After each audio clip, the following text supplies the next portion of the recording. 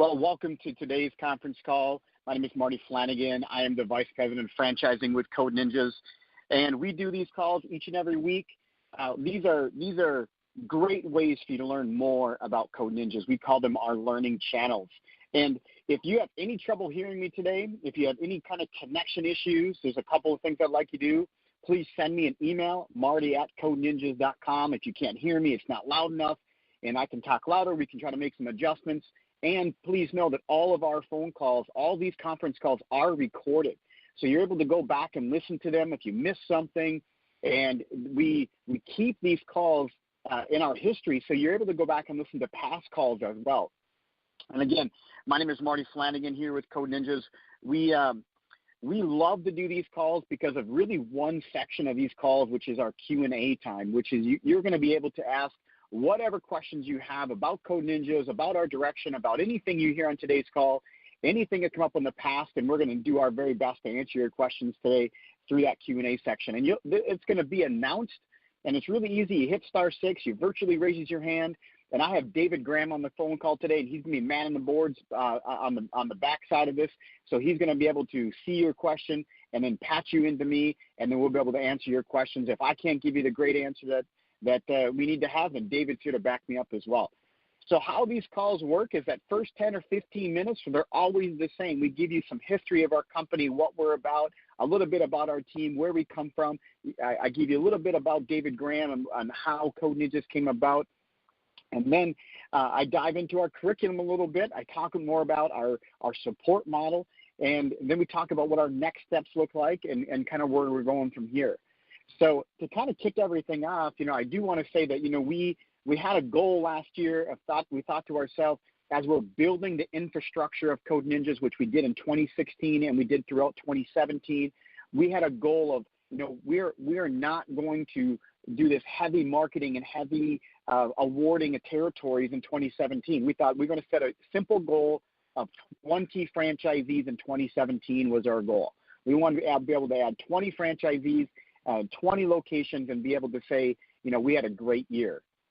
Well, we ended 2017 with 108 sold territories, 108 sold territories with 57 franchisees.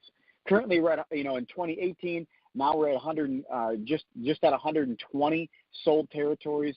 All that happening in less than a year of awarding territories. It's really validating for us. It's very exciting for us to be at this place. So as we move through today's call, please understand that, we want to be able to answer all your questions that we legally can. There's some aspects of being a new franchise. There's just some of the data that we don't have and some of the financial information that we just can't give. With the new FDD that's coming out, there'll be a little bit more insight.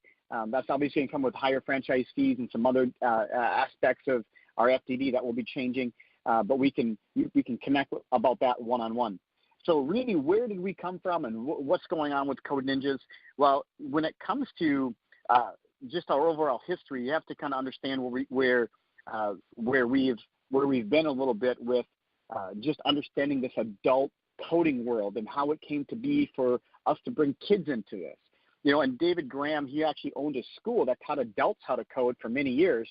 So our team is very familiar with teaching coding, and from really having zero knowledge and zero insight on the industry to bringing individuals with a 96% placement rate into this workforce. So we're very familiar with teaching adults how to code, and we have a strong roots in the franchising world. But there wasn't a week that went by that when David was in his adult coding industry and that side of things and running that company, because he's been a coder and a developer his whole life. There was always this question of, how do I get my kids involved? How do we get the younger generation involved in this?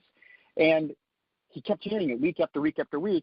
And finally, he started doing research, started really digging in. And he was quite shocked to find that the industry today on teaching kids how to code was really lacking in depth.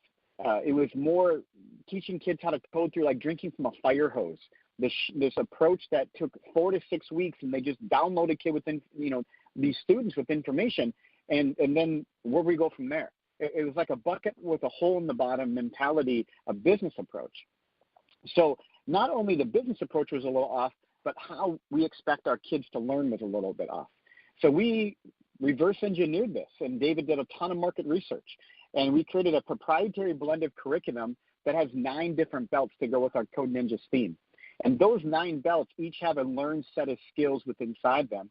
And when our students go through that belt, they're required to build a game that requires those learned set of skills, and that's how they progress through the belts.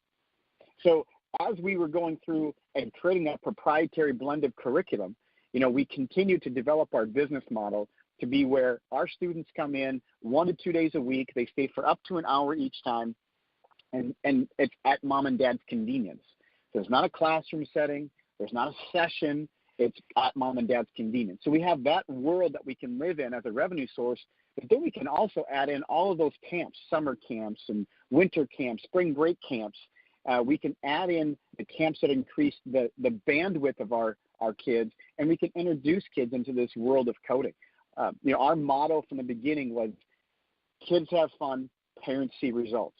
So we're very much in the parent retention business as we are in the student retention business. So David, being a coder for 25 plus years, being an entrepreneur, why did we go to franchising? So we get that question a lot. Why did we choose to take this as a franchise? And understanding David's background, being a coder and a programmer and an entrepreneur, he never really ventured out past that world, and he really wanted to challenge himself. So he bought into a fitness franchise. And as he bought into that fitness franchise, he saw the power of franchising because he didn't have that knowledge. He didn't have that background. And so to see, to get that insight and to get that experience of being successful within a fitness franchise, an industry he was unfamiliar with, he was sold on it. He loved the idea of helping others, and like he was helped, come into a world that maybe they weren't so familiar with. So automatically, franchising made sense. It made the most sense. So as we were going through, and he left, as he was going through and he left and sold his fitness franchise center, that's when he started Coder Camps, which is an adult coding school. He ran that for about 5 years, operated in about 18 different cities. And then after selling out of that, because of the fact of really wanting to focus in on Code Ninjas and bringing the younger generation into this world, that's when all this started coming about, and spent, years of market research, really breaking down the curriculum. What's the differentiator? What can be our competitive advantage? But more importantly, how can we introduce more kids into this world? Because 99% of the public, we look at this as very intimidating. We're very unsure. So that was like immediate for him to say, okay, even though I'm comfortable with this, what can we do to kind of break down the wall of intimidation, to invite families into this that don't really have any kind of tech experience, that don't have any coding experience, but yet read the articles from Microsoft, read the articles from IBM, read and see videos talking about kids learning how to code and the importance of it, and then seeing that we can bring kids into this and break down that wall of intimidation and get people involved and doing in just that non-intimidating, comfortable way. So Code Ninjas isn't just about a curriculum. We tell individuals all the time that look into Code Ninjas, if you're looking for just a curriculum, you're looking in the wrong place. We're about the total experience. It just so happens that we have a world-class curriculum that's a proprietary blend that takes 3 years for our students to get through, where the longest in the marketplace today is 21 weeks. So to look at that experience as a whole and how we're inviting families in, inviting kids in that may not have any experience in this world at all, how do we get them here? How do we get them there? And that's where our proprietary curriculum blend comes in, because this can't be mimicked or mirrored from somebody coming across the street. So one of our compelling reasons to become a part of Code Ninjas, and what really accelerated us, was seeing our proprietary curriculum blend. We have our proprietary textbooks. We have an exclusive robotics program. So our game development platform, that's proprietary. We built it. Our operating system, that's proprietary. We built it. We're in a very unique position as a company because we don't have to depend upon somebody else to determine the direction of our curriculum. The only thing we depend on is our franchisees' feedback. Our franchisees, all those eyes looking at the marketplace puts us in a very, very unique position because all of those eyes are all looking at ways on how we can be at the tip of the spear of the industry all the time. How can our curriculum stay cutting edge all the time? And by creating a franchise, we created a support system that does just that, right? So we created a support system that gives you a dedicated person for operations. We give you a dedicated person for compliance. We give you an online resource called Code Ninja University that allows you to operate your business and look at all these opportunities and ways from technology and answer your questions to curriculum to your day-to-day operations to onboarding to getting your center started. It's all broken down for you. And we have a collaboration tool. Collaboration is part of our DNA. We built it in from the beginning so that our franchisees can have on-demand feedback on what we're doing, connections directly to every corporate office employee, but more importantly, you have direct connection to every single Code Ninja franchisee. So you're able to connect with every single Code Ninja franchisee from day one, sharing best practices, learning from one another, being able to see each other's experiences from inside the center, sharing success stories.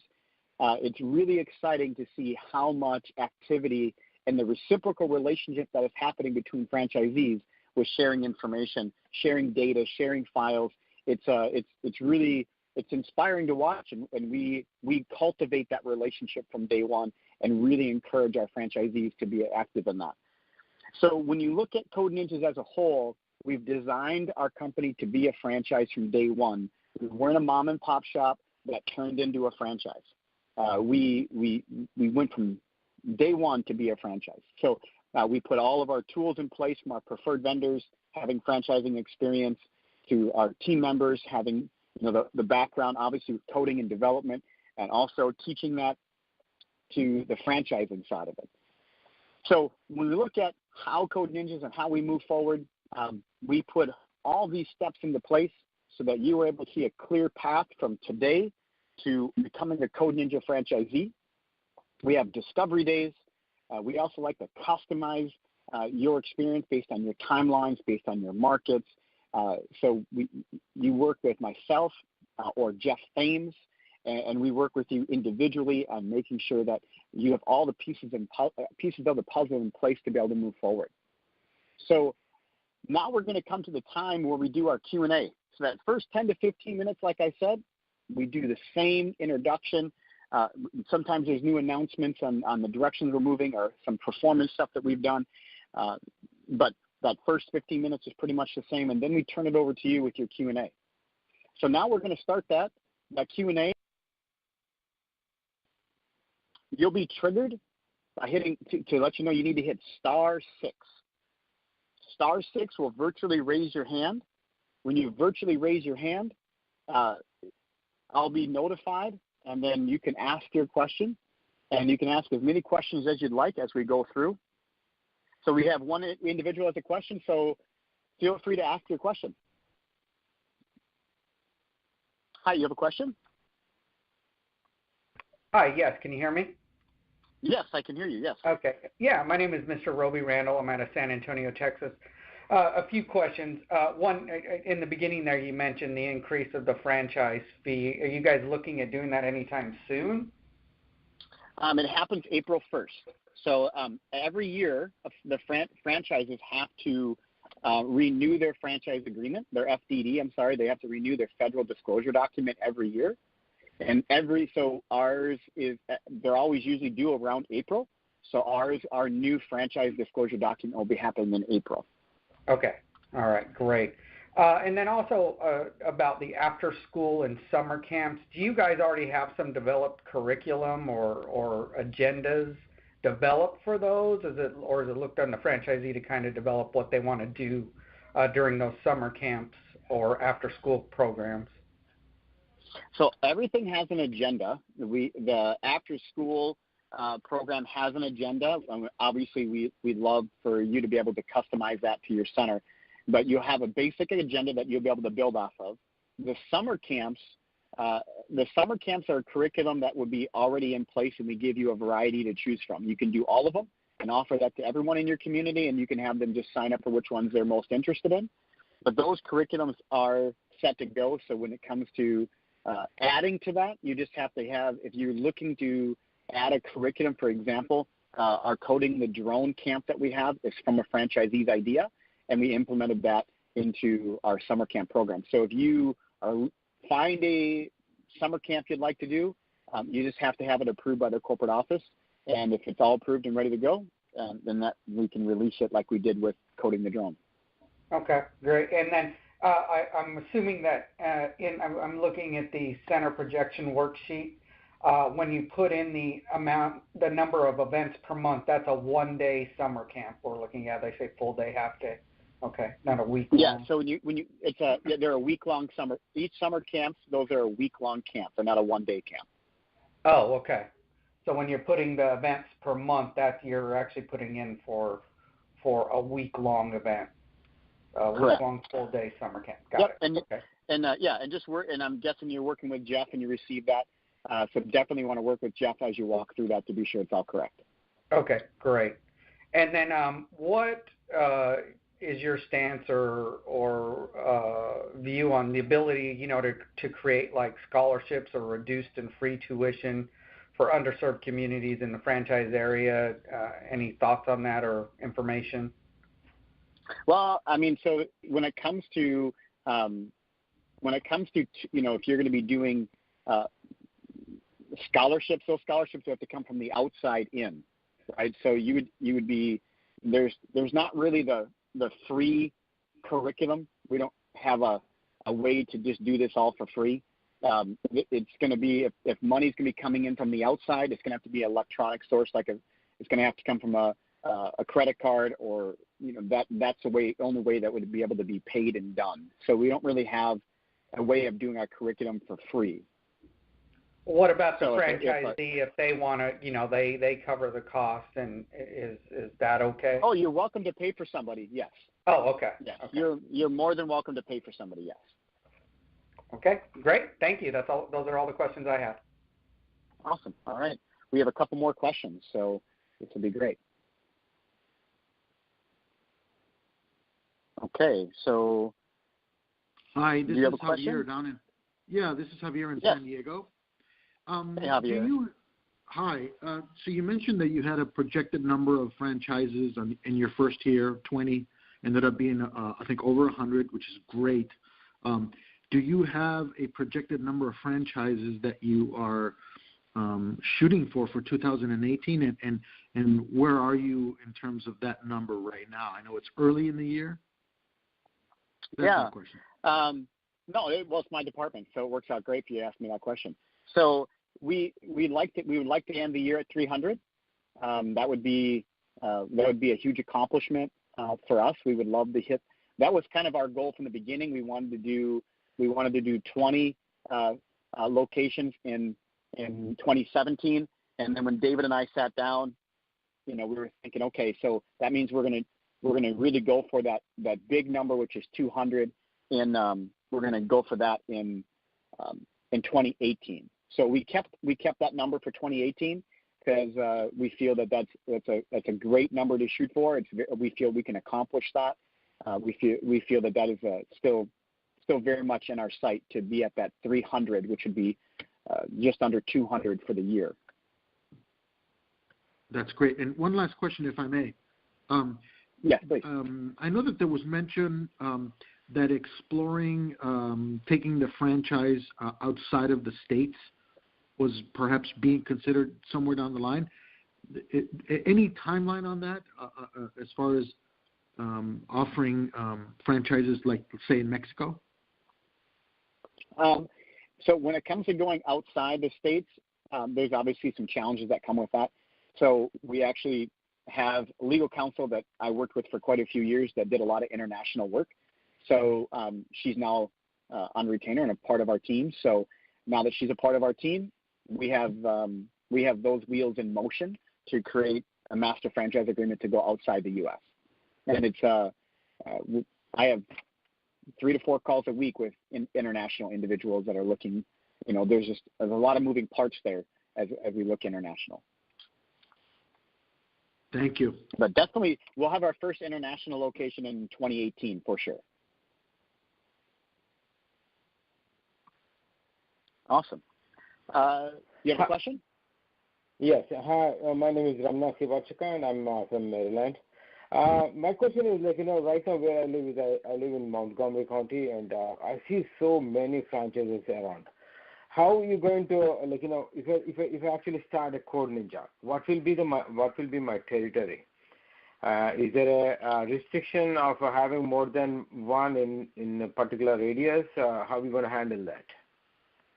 So how we work our territories is we have a protected radius. That protected radius is anywhere from 2 to 3 miles, depending on the population, depending on the demographic and the population of kids in our age range.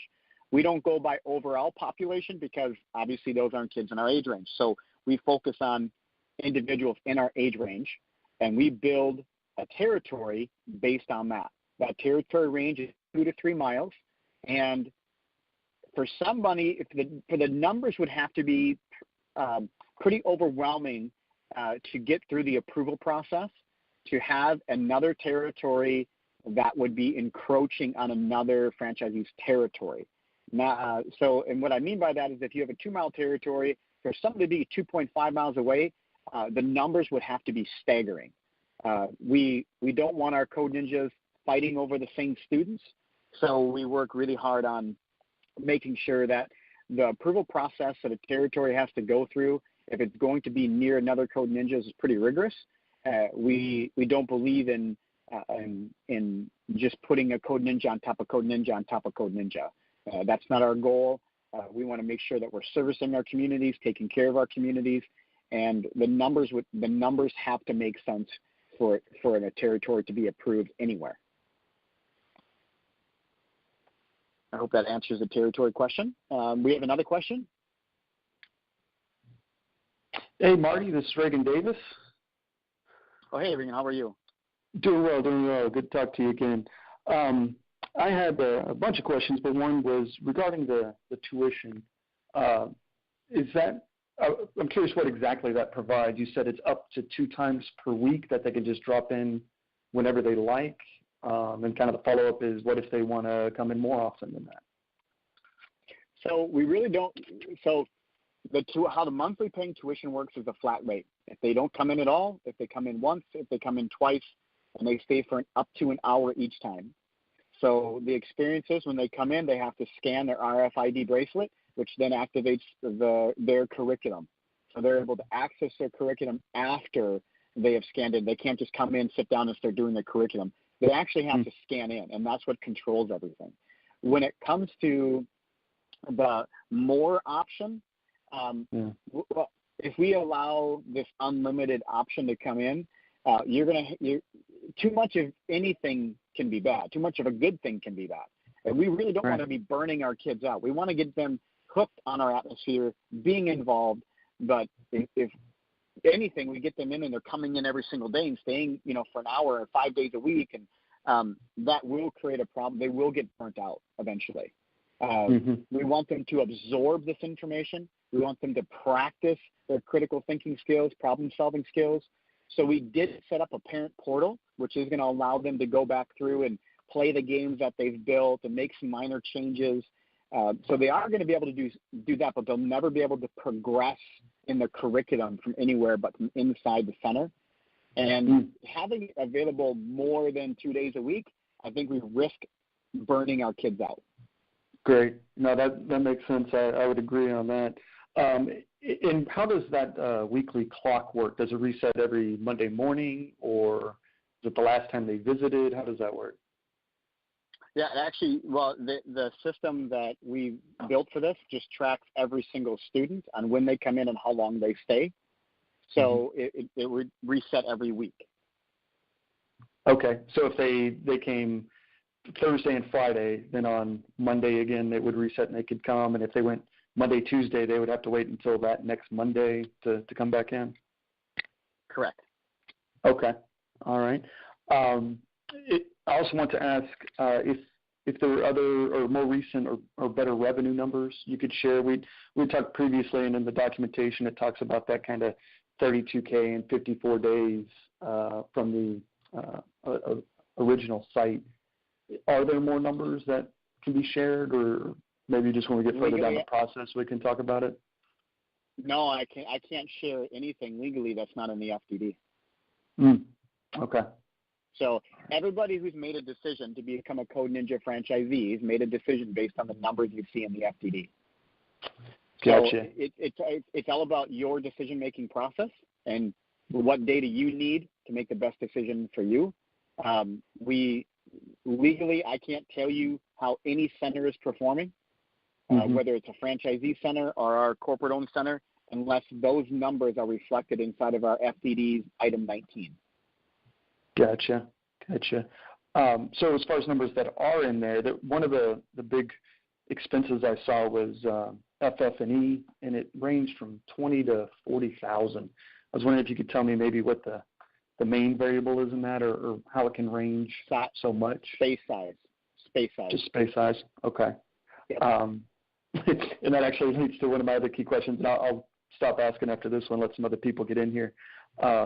We had talked kind of the range of square footage, 1,200 to 3,200. What would be added or removed based on it being larger or smaller? What are some of the components there? Classroom size. Butts and seats is what it's all about, right? So 1,200 square feet would not work in Pflugerville, Texas. It's too small. Right. Absolutely. Right? Your population is too big. You have too many kids in your age range there to think of 1,200 square feet. And remember, the FDD that you're reading is also based on 1,800 square feet. Okay. So our FDD, and I know we spoke about this, but I want to make sure it's clear with everybody listening that our FDD is a reflection of an 1,800 square foot facility. So when you look at that range of 108,000 to 223,000, it's really going to come down to what's the landlord contribution to that space, if any. What's if the rent costs are higher or lower. There's going to be a certain amount of what's the demolition to bring it up to Code Ninja specs. And when it comes to internal, it's butts and seats. So if you're looking at a 1,200 square foot facility, it's just going to be too small. Right? And most of our franchisees look for 1,600 in your type of situation with demographics, which is they're great demographics. They're looking at anywhere from 1,600 feet to 2,200 square feet is typically the range. But it also comes down to what the franchisee's goals are with their center. Are they going to run a more aggressive after-school care program? Are they going to run a more aggressive drop-in program? Are they going to be more aggressive with summer camps? And it really comes down to your individual goals. And if you want to be balanced, that 1,600 to 2,200 is going to give you a good balance. Okay. And I'm sorry, I know I said that was the last question, but since we're talking about the spaces, what is that final approval process you guys have for the locations, or what are kind of more the stringent things you're looking for? And I guess what the secret question here is, does it have to be in a retail strip, or could it maybe be a converted prior business that's freestanding, or an old house that's become a business or something? We do not do houses. We do not do office buildings. If it's going to be a freestanding building, it just needs to be approved. But it has to. It cannot be somebody's basement. We are a retail center type of business.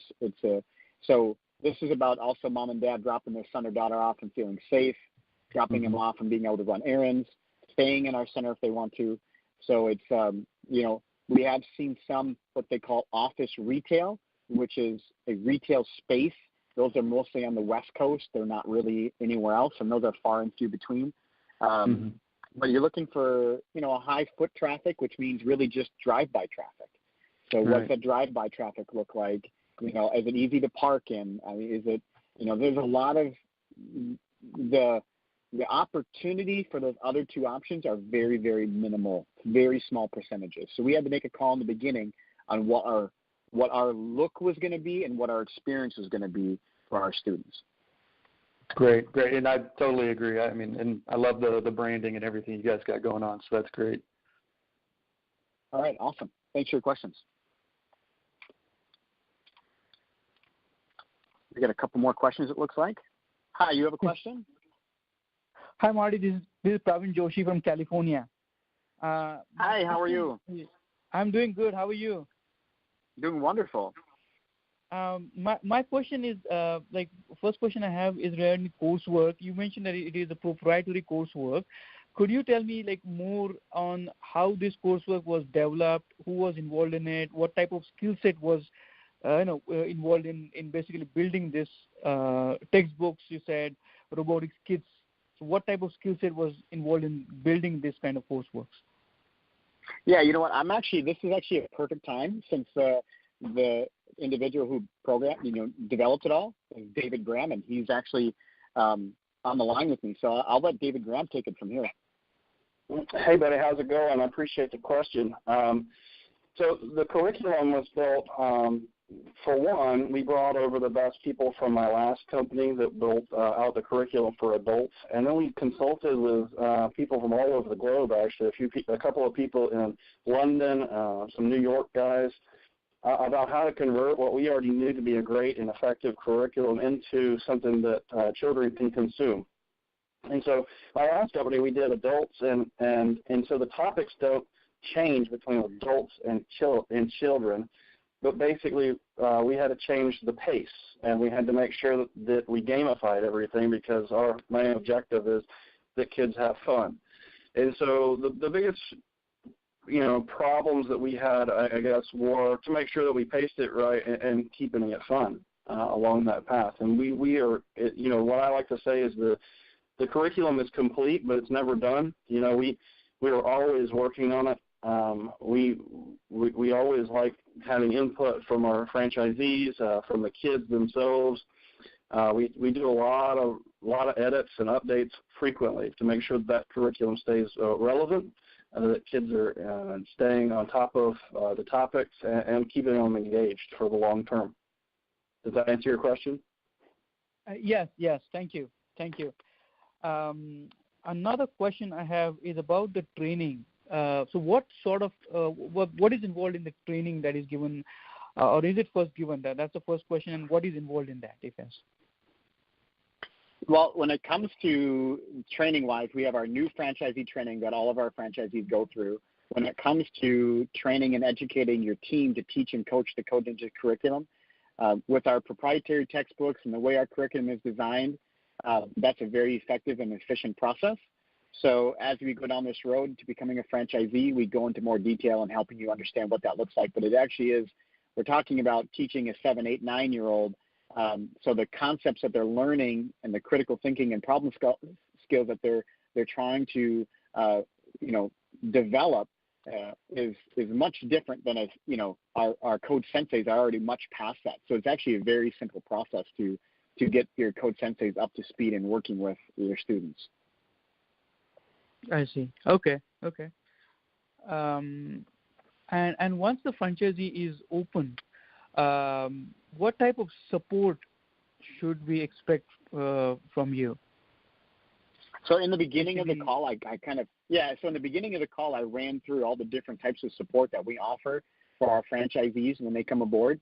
So you have that individual, you have a dedicated individual for compliance, a dedicated individual for your day-to-day operations.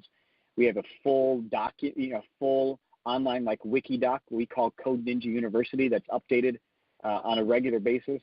And what I would say not the most important, but is pretty critical, is our collaboration tools that allow you to connect with franchisees all over the country and work together and see what your peers are doing, your co-franchisees are doing, and from their marketing to getting their center open to working with contractors, every aspect of it. We have your design manual, construction manual, so it's all fit together for you.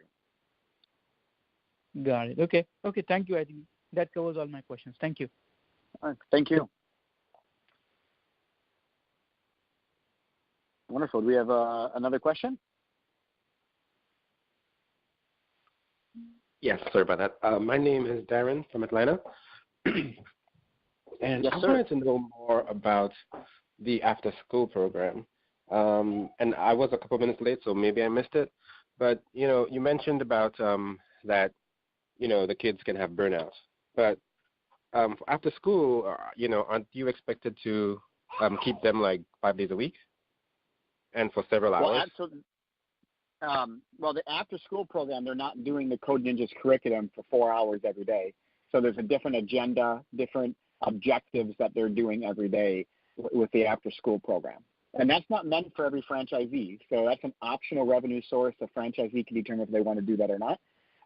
We give example agendas and objectives that they can do on a regular basis, and then you as a franchisee, put those different pieces into place along with, your own personality and your own ideas for that program. Got you.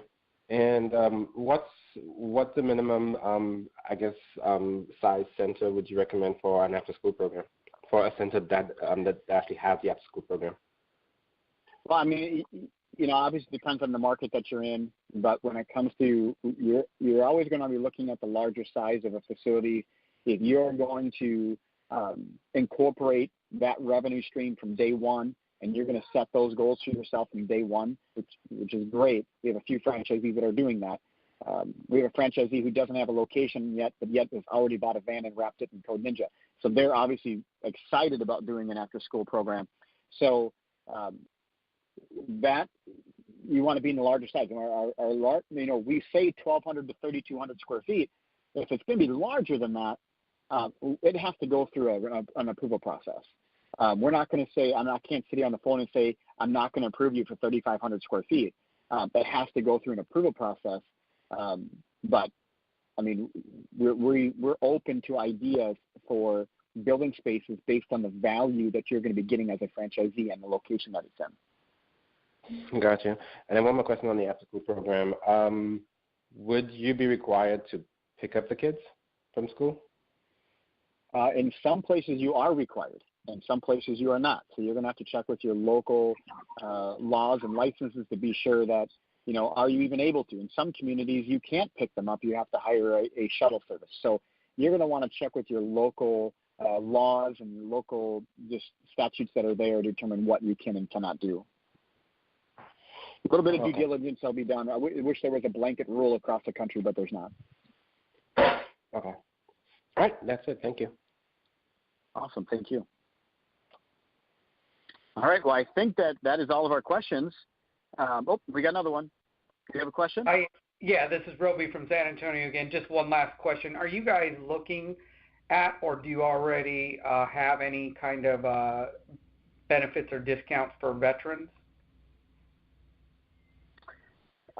So for those, being our franchise fee is already discounted. Our franchise fee is typically $40,000.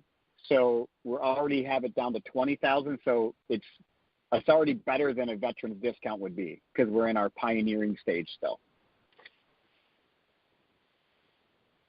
Okay. What about when you're looking to increase the franchise fee? Do you guys know that, or? Yeah. So once we get up closer to our set franchise fee of $40,000, then we'll incorporate that. That'll probably be about 2 years away. Okay. All right. Thank you. Awesome. Thank you.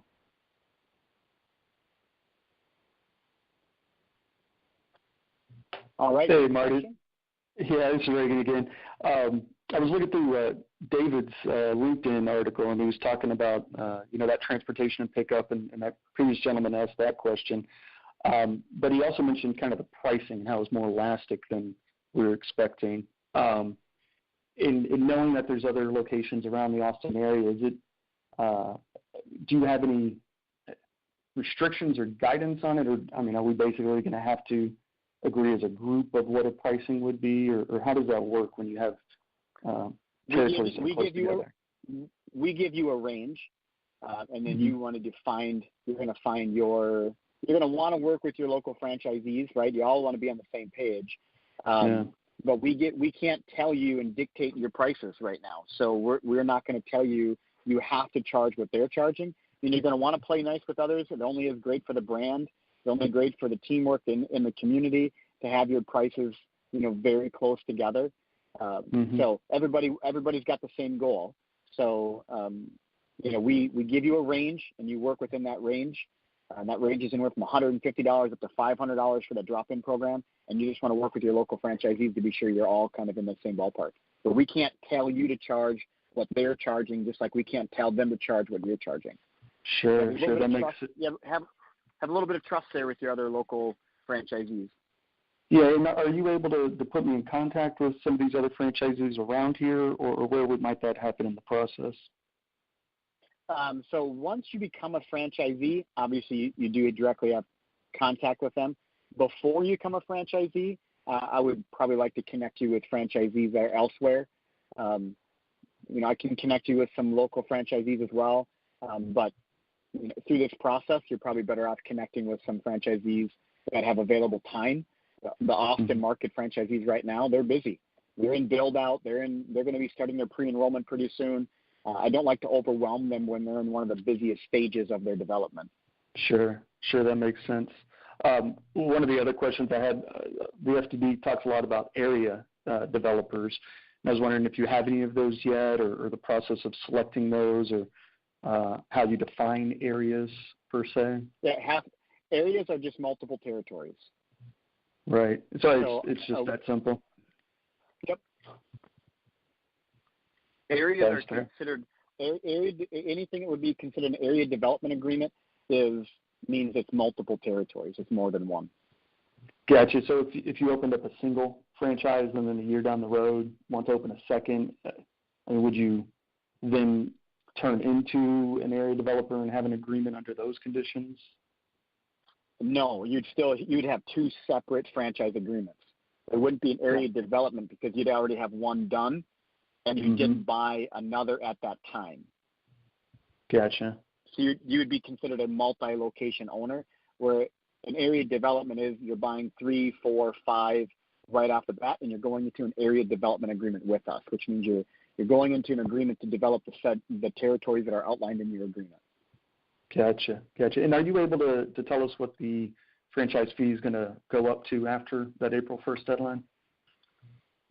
Well, it's going to go up to, if there's a few things that are happening in the FDD, I would suggest that you actually connect one-on-one with either Jeff. Well, you'd connect with me. If somebody listening is working with Jeff, you're going to connect with Jeff, because there's not just one thing changing in the FDD. There's a few things changing, and we want to make sure that you're aware of all those fee changes, so that if you do wait past April 1st to become a franchisee, you do have to get redisclosed.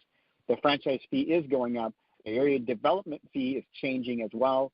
So, and also the national advertising right now, for an example, is optional your first year. That will be mandatory in the new FDD, and the renewal fee is going up. So there's a few aspects that are changing that we're going to want to talk about. And the reason those changes are happening is because obviously Code Ninjas is, we're on the phone 8 to 10 hours a day, and markets are selling very fast. So we had to make some changes to accommodate the growth of our company to be able to handle new franchisee training and discovery days and the support that's needed for our franchisees as they're ramping up.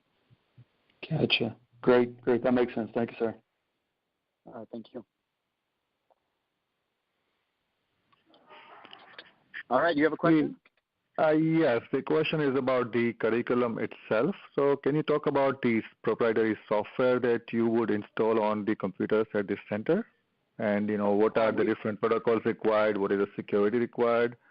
And how much kind of, engaged we would need to be for the compliance, etc.? Yeah, so I'll actually let David, since he spoke about this a little bit earlier, I'll let David Graham jump in here. Yeah, so the curriculum is built to make it as easy on the franchisees as possible. We don't have any specific security requirements because the way we've built the system is tied to the kids' wristbands, and it's all built in the cloud. So you do have to have, generally speaking, you have to have internet access at your facility. The only thing you have to have installed on the physical machines as far as an application is to run the robotics kits. And so you can have the option to have a few PCs in the center that have that installed if you don't want to go through the trouble of installing it on all of the kids' machines. Other than that, everything is really just taken care of for you.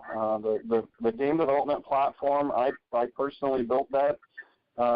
It does a number of different things, but it's all done in the web.